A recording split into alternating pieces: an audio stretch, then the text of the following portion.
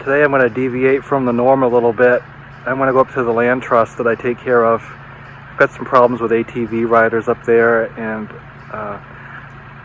there's some hayfields that I use, so I've been told that ATVers have been up here messing around and causing some damage. So let's take a ride up to the land trust, and I'll show you some of the old land that belonged to what was part of my homestead, and kind of an abandoned little village up here. Let's go for a ride.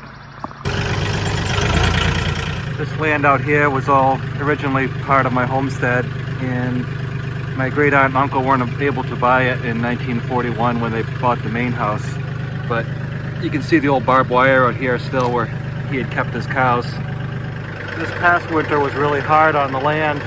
You can see where this big tree broke there, and then it took all these other trees with it. It snapped all the tops off and splintered this one. This was the old main road to Cornish, and you can see how wide the boundaries are. The stone wall there and all the way over here.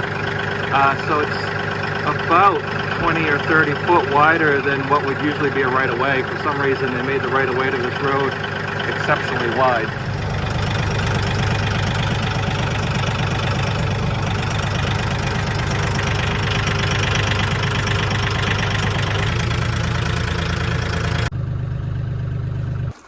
One thing you see in a lot of old tombstones is the AE, and you'll have to forgive my Latin because I never took Latin in school, but it stands for Aetatis. This is the second stop on my journey through here. This is the old Watson Cemetery, and that birch tree was leaning precipitously over these gravestones for a number of years, and I could never figure out how to get it down without causing damage. And this past winter was just incredible up here with the winds. So Mother Nature did what I was afraid to do. I was really afraid of cutting it down because I didn't want to damage gravestones, and these really old stones in here.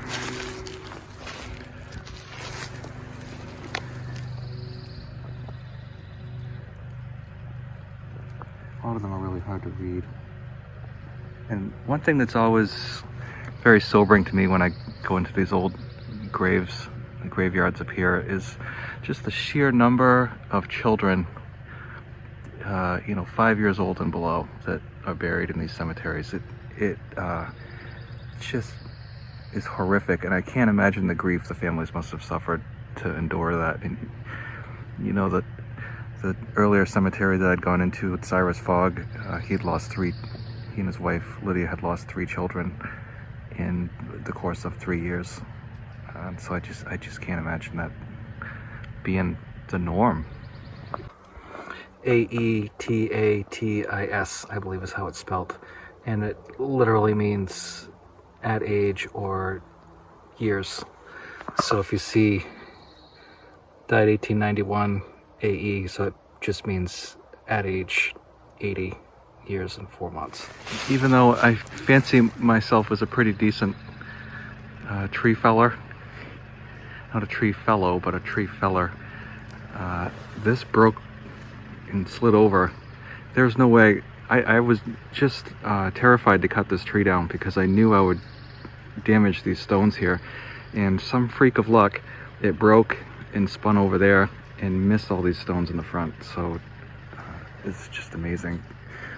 And I can only imagine that these are children. They're just little small stones with 3 initials on them. A lot of them are buried or in the process of being buried, but there's a line of them here. The bigger stones are over here. So I'm out here and looking at where the tree went. I do have one casualty here. So once I get this tree off it, I'll upright this stone and see what's going on here.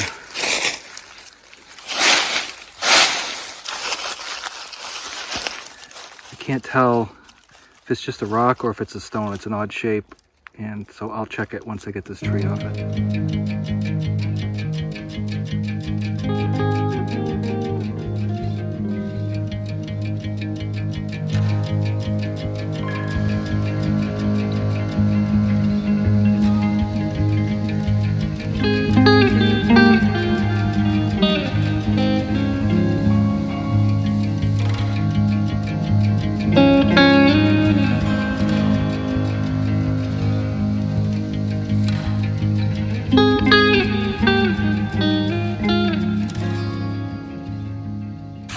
As to this flat stone right here, I can't get my fingers under it, so I'm just really guessing that was just already there.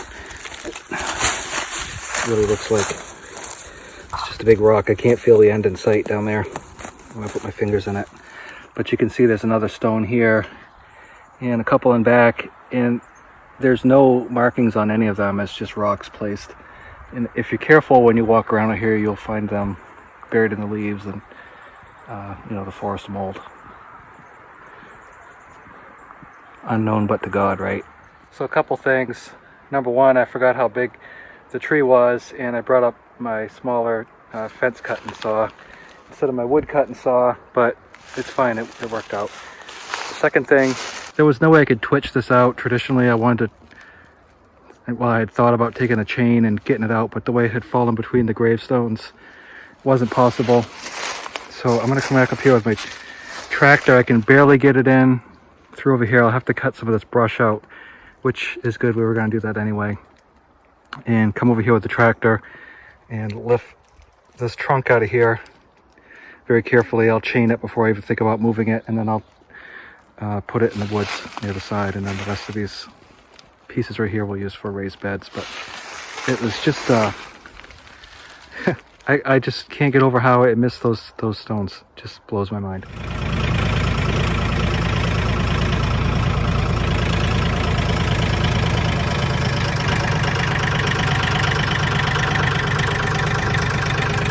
Not a lot left here, but this is the second of several cellar holes. This foundation over here is much better shape than the rest of it.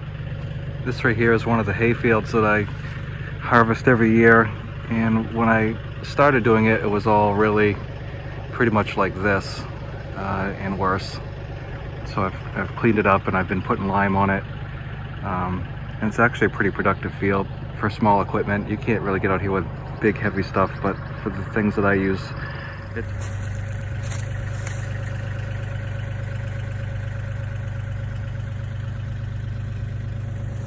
this is the second cemetery on the property, and to my knowledge there's only 2 people buried here. He, to my knowledge, was the hired hand of the Watsons. The second person here is Thomas Sisson. He was a World War II Navy pilot. He actually bought all this land and put it into a land trust for the public to use. I had quite a few talks with him before he passed on, and nice old guy, very well educated. He didn't talk much about his military service, as was common with most of the World War II veterans that I knew, and he was very humble and thought he wasn't deserving of a veterans memorial because, in his words, he told me he was sent to Texas and he flew PBYs, which were those float planes, for the duration of the war. That was his assignment, so he didn't feel like he really did anything deserving. But being a member of the Legion, I procured this for him. So for lack of maintenance, all I ever do is keep the trees off it, but the road's held up pretty well. And this right here, we call it the sign of the turtle, but this was actually the sign of Chief Wasumbi of the Nwechiwanik tribe. Levitt Brook actually passes through here, and this was all dammed up by beaver. You can see how small the roadbed was here. It was barely one lane. There were culverts here, but the beaver dammed up the brook downstream, and the road became submerged and was never repaired. Maybe 15-20 years ago, a Boy Scout for his Eagle project had built this bridge out of 2 telephone poles and some planking here. It's rickety, but it's sound. There's the floats down there. They used to be under here.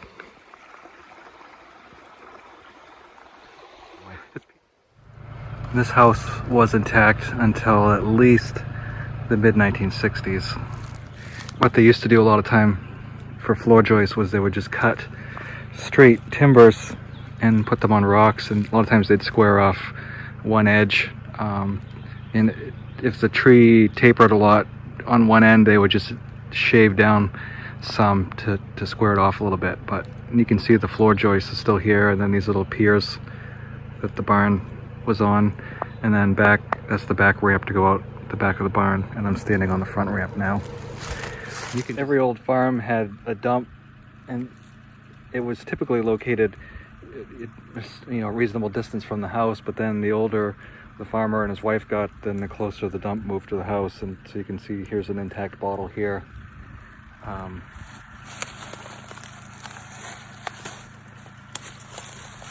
Hard to tell what this was. It's pretty heavy gauge metal here.